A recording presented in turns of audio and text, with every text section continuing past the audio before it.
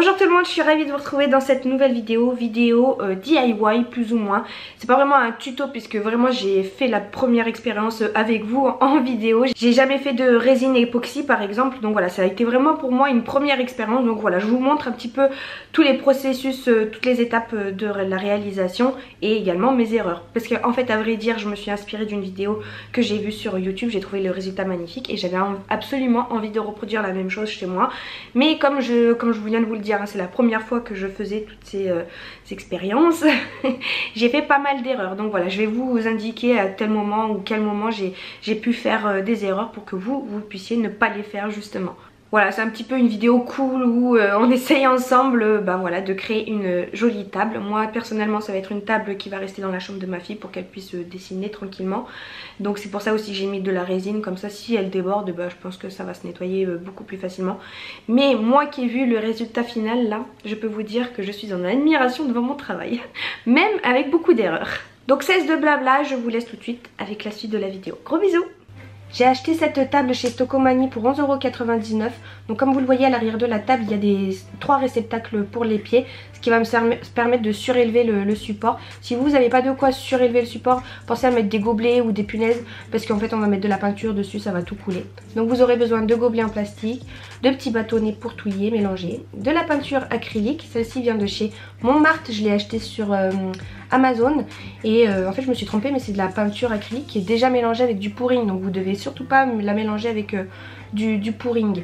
Vous pouvez également utiliser de la peinture acrylique basique, hein. Moi, les grands tubes de derrière viennent de chez Action, du médium pouring de chez Action également, du silicone en petits flacons comme ça pour pouvoir créer des cellules, vous le verrez.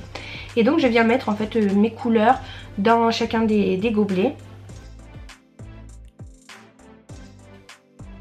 Donc là vous me voyez utiliser la peinture Montmartre. Après je me suis trompée, donc ça a été la première erreur, c'est que j'ai mis du pouring à l'intérieur. En fait j'ai mal lu, vraiment il faut, si vous utilisez cette marque, il ne faut pas du tout mettre de pouring à l'intérieur, c'est déjà pré-mélangé. Donc j'en mets dans la peinture rose qui vient de chez Action, et j'en mets bien sûr dans les autres, ce qu'il ne faut surtout pas faire. Je mets à peu près la même quantité de pouring médium que d'acrylique et puis je mélange.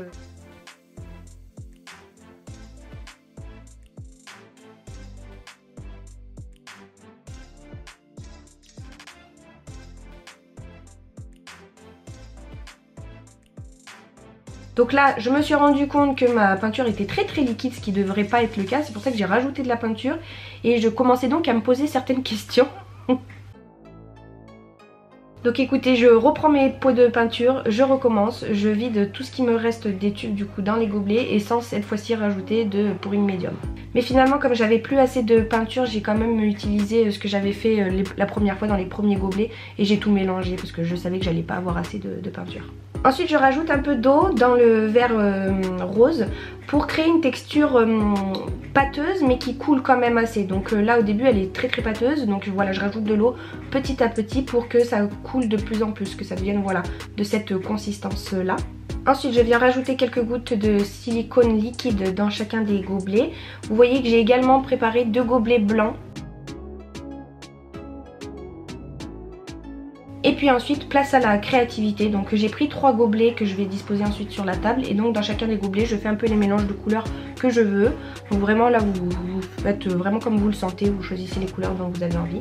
Et donc j'ai mes 3 gobelets, je mélange un tout petit peu, pas trop. Et j'ai également gardé un pot de peinture blanche que j'ai oublié d'utiliser par la suite. Voilà, deuxième erreur. Donc je viens disposer mes 3 gobelets sur la table pour voir à peu près où est-ce que vont tomber les peintures. Puis je me sers d'une feuille de papier pour retourner le verre. S'il y a de la peinture qui coule en dehors, c'est vraiment pas grave, de toute façon c'est le but de l'acrylique pouring. Et une fois que ça c'est fait, normalement je suis censée mettre donc ma fameuse peinture blanche tout autour de ces 3 gobelets. Sauf que j'ai complètement oublié.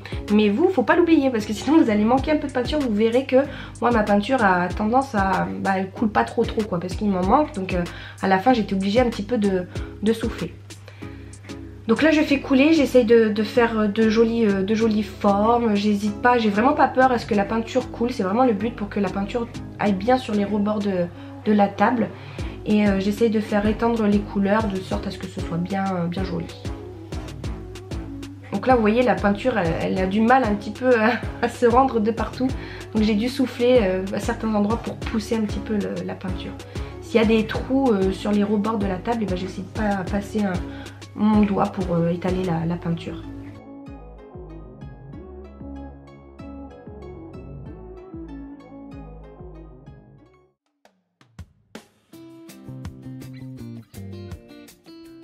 Ensuite je viens prendre un pistolet à chaleur, c'est ce qui va révéler en fait les gouttes de silicone et c'est ça qui va créer des petites cellules comme vous le voyez là, surtout dans la partie violette et verte là en bas de l'écran. Ça fait vraiment apparaître de jolies petites cellules, c'est vraiment très sympa, mais ça c'est optionnel.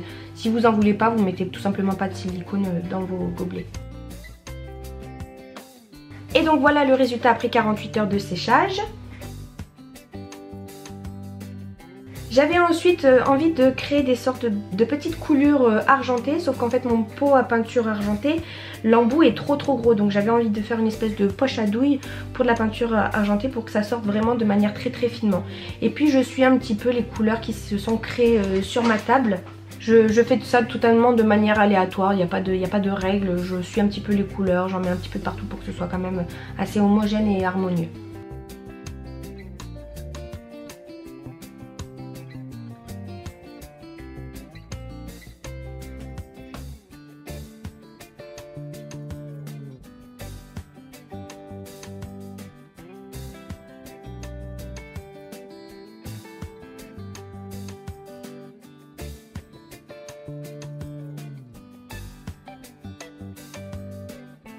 L'idéal aurait quand même été de faire ça tout de suite après l'acrylique pouring, c'est-à-dire ne pas attendre que la peinture sèche.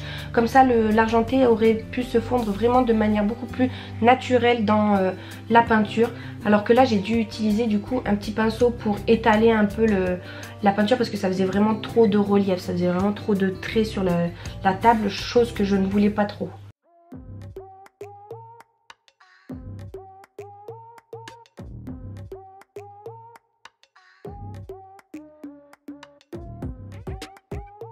Voici le résultat après une journée de séchage, donc vous le voyez, la peinture s'est quand même un petit peu étalée. Ensuite je viens de prendre de la colle, je viens la mettre dans un petit pot et je vais prendre également des feuilles d'argent en fait, que j'ai trouvé sur AliExpress. Et je viens tout simplement tapoter de la colle avec les feuilles d'argent sur la table tout au long des rainures, enfin des coulures argentées que j'ai pu faire avec la peinture. Voilà, là c'est vraiment, je tapote, j'essaie de créer des espèces de petites miettes d'argent pour que voilà, ce soit vraiment scintillant et brillant. J'hésite pas également à repasser de la colle par-dessus les feuilles d'argent pour bien sceller le tout.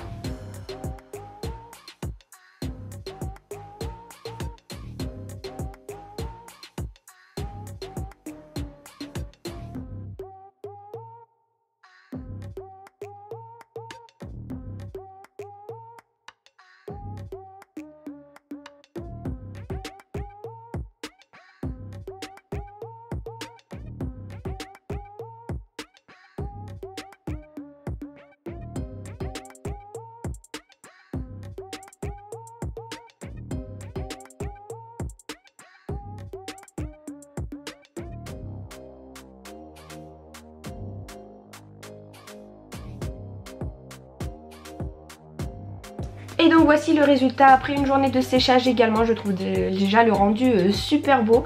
Mais on ne s'arrête pas là, on va passer maintenant à la résine époxy parce que j'avais vraiment envie d'un rendu très brillant, très laqué. Donc je prends de la résine époxy, le A et le B, ça aussi je l'ai trouvé sur Amazon. Donc pour 2 doses de A il faut 1 dose de B, donc c'est pour ça que je me suis munie d'une balance pour bien mesurer. C'est vraiment au millilitre près, donc il faut être très minutieux sur ça. Troisième erreur que j'ai faite, c'est que j'ai utilisé des gobelets en plastique. Et vous allez comprendre tout de suite après que c'est pas du tout une bonne idée. Il faut plutôt prendre des gobelets en carton. Et je mélange pendant 4-5 minutes, je vais dire. Et puis ensuite je viens donc prendre mon fameux pistolet à chaleur pour enlever les bulles. Et c'est là que les gobelets en plastique c'est pas du tout une bonne idée. Je n'ai pas réfléchi, mais en fait la chaleur ça fait fondre le plastique. Donc mauvaise idée. J'ai donc fait 2 gobelets de 150 ml chacun, donc ça m'a fait 300 ml au total. Mais je pense que j'aurais pu me contenter de 200 ml au total, parce que j'en avais un petit peu trop. Et puis je viens prendre du coup mon premier gobelet, je verse la totalité au centre de la table et puis j'essaye d'étaler la résine avec une petite spatule juste sur les bords de la table. Ça peut arriver que ça coule mais c'est pas bien grave parce que j'ai envie qu'il y ait de la résine sur les côtés également.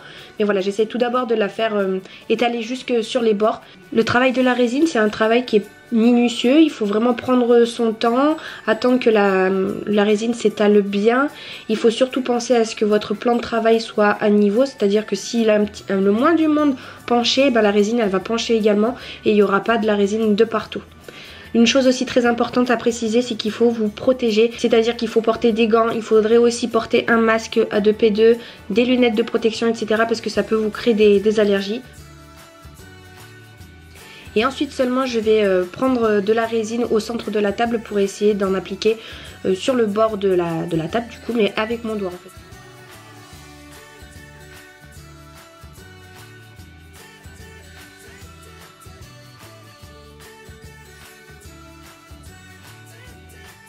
fait. Ensuite ce que vous pouvez faire, c'est faire des rainures comme ça, comme vous le voyez sur l'écran, pour faire en sorte que la résine s'étale vraiment de manière bien équitable et proportionnelle de partout sur la table.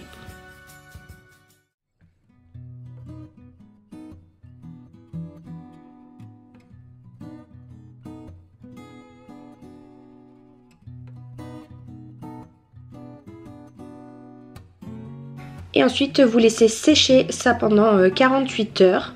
Et voilà le résultat, j'ai rajouté les pieds et je suis trop fan de ma table. Franchement je la trouve trop belle. N'hésitez pas à me dire vous ce que vous en pensez dans les commentaires. En tout cas moi je suis plutôt fière pour une première création. C'est pas parfait, vous voyez il y a des petits enfoncements à certains endroits mais c'est très léger. Et pour un premier jet je suis quand même très contente. Voilà, j'espère que cette vidéo vous aura plu. Merci beaucoup de l'avoir regardée. Puis je vous dis à très bientôt. Salut!